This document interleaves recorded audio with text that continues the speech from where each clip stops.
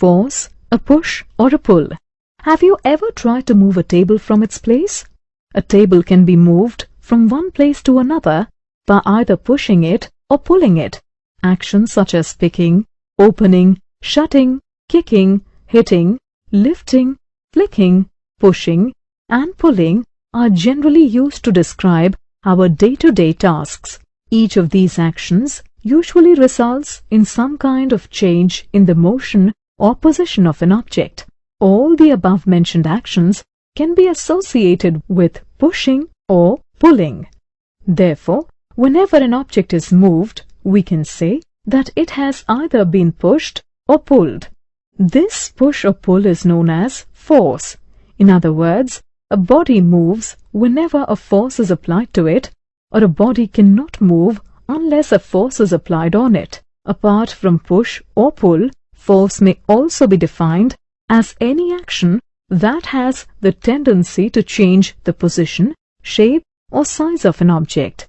Everyday actions such as pushing, pulling, stretching, lifting, squeezing, and twisting are also examples of force. Pressure. What happens if you press your thumb against a drawing board? Your thumb does not go inside the drawing board. Now take a pointed drawing pin and press it hard against the drawing board. What do you observe? We observe that the pin goes inside. What makes the pin penetrate the drawing board? It is the pressure. To understand what pressure is, let us see one more example of pressure. Have you ever experienced that your feet sink when you walk on loose sand? When we walk on loose sand, our feet go inside the sand. However, this is not the case when we lie on loose sand. The force that is acting on the sand is our weight. Our feet have smaller surface areas than our entire body. This is the reason why our feet go deep inside the sand, but our bodies do not. Similarly, since drawing pins are having lesser surface areas than our thumb, so drawing pins are able to penetrate, but our feet do not. Let us define the pressure. Pressure is the force that acts perpendicularly on a unit surface area. Thus, the formula for pressure is the SI unit of pressure is Pascal, which is equal to Newton per square meter. 1 Pascal is equal to 1 Newton per meter square. Why pins have pointed tips? The force acting on a smaller area exerts a larger pressure as compared to the pressure it exerts on a larger area. This is the reason why drawing pins have pointed tips. Types of forces. Force is classified into contact force and non-contact force. Contact force is further classified into muscular force and friction force. Non-contact force is further classified into gravitational force, electrostatic force, and magnetic force. Muscular force, the force applied by the action of muscles in our body, is termed as muscular force. For example, when you pick up a book placed on the table using your hands, you apply muscular force. You cannot lift the book without touching it. Hence, muscular force is a contact force. Like humans, animals and birds also use muscular force to run and fly. For example, birds fly in the air by flapping their wings. Frictional force. Have you ever seen that as a truck, car or cycle apply brakes to stop, they do not stop instantly? They stop after traveling some distance. Why is this so? This happens due to the external force acting between the road and the tires of the vehicle. This force is known as the frictional force. Frictional force acts between all moving bodies and the surface on which they are moving. It always acts opposite to the direction of motion, and the magnitude of this force depends on the nature of the surface in contact. Non-contact forces. Can force act even if two objects are not in contact with each other? To understand this, let us perform an activity.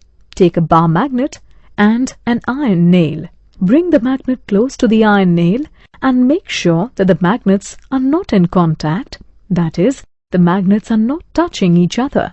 What do you observe? The iron nail sticks to the magnet. It can't happen without a force. This means that there has to be a force that is acting between the magnet and the iron nail. Since the iron nail moves towards the magnet, even when both were not in contact, we can say that the force exerted by the magnet on the iron piece is a non-contact force. Non-contact forces are those forces that act between two objects such that the objects are not in direct contact with each other. Examples of non-contact forces include magnetic force, electrostatic force, and gravitational force. Magnetic force. Gravitational force. Have you seen fruits falling towards the ground from trees? Or water from a tap or waterfall flowing down?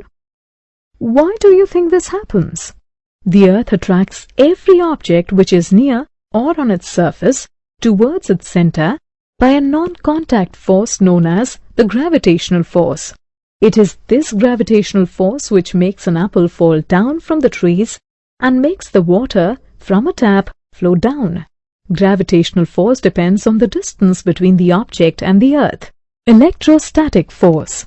Take a sheet of paper and tear it into many small pieces. Now rub a plastic scale against your hair. Make sure your hair is dry. Now bring this scale close to the paper pieces. What do we observe? We'll observe that the pieces of paper are attracted towards the scale.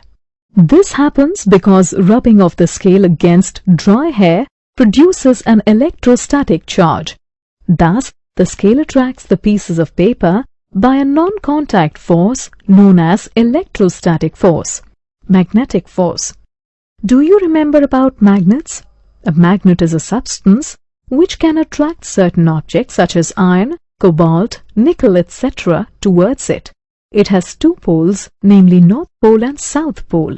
What will happen if you bring the South Pole of a bar magnet close to the North Pole of another bar magnet? The magnets will attract each other. They attract each other with magnetic force. What will happen if you bring the North Pole of both bar magnets close to each other? The bar magnets will repel each other. The force with which they repel each other is known as magnetic force. Pressure exerted by liquid. Let us do some activities to see if liquids can also exert pressure. Take a thin and long pipe. Take a balloon and fix it up on one end of pipe. From one end pour water in the pipe. What do you observe? The balloon gets inflated. Why this happened? It is because the liquid exerted pressure on the walls of the balloon and inflated it. Let us do more activities. Take a plastic bottle. Make a hole in it and then insert a narrow tube of the same size of the hole in the bottle. Now fix a balloon on the end of the narrow tube. Pour water in the bottle. What do you observe? The balloon gets inflated. Why? It is because the liquid exerted pressure on the side wall of the bottle and hence entered the balloon, exerting pressure on the walls of the balloon. Hence, the balloon inflates. Let us do one more activity to understand this. Take a plastic bottle having holes around its circumference at the same height. Pour water in it. What do you observe? The water comes out of the holes and falls at the same distance. Why? It is because the liquid exerted pressure on the walls of the bottle from everywhere and came out on getting an escape in the form of holes. In all the three activities, we have seen that liquid exerted pressure on the walls and bottom of the container or the balloon. Pressure exerted by gases. Like liquids, gases also exert pressure. Let us see some examples to understand this. As you inflate a balloon by pumping in the air makes the balloon expand by exerting pressure on the walls of the balloon. Now if you open the mouth of an inflated balloon, what do you observe? You feel the air coming out of the balloon very fast. It is because the air comes out with pressure. If you try to inflate a balloon having holes, are you able to do so? No. It is because air exerts pressure on the walls of the balloon and leaks out of the holes, and hence the balloon does not get inflated. So we conclude that air also exerts pressure. Now we know that the earth is covered with the envelope of gases known as atmosphere. And now we also know that air or gases can exert pressure. The pressure exerted by the air present in the atmosphere is called atmospheric pressure. Let us see what is the magnitude of this air pressure, or how small or big is it. Take a good quality rubber sucker. Press it hard on floor such that it sticks. Now try to pull it off the surface. What do you observe? It is very hard to pull it off. Why is it so? It is so because as the sucker is pressed hard against the floor, most of the air between the sucker and the floor escapes out. Now atmospheric pressure outside the sucker makes it stick to the floor, and to pull it off, force equal to the atmospheric pressure is required. With this activity, we get a rough idea about how large is the value of atmospheric pressure. From these activities, we have learnt about the pressure.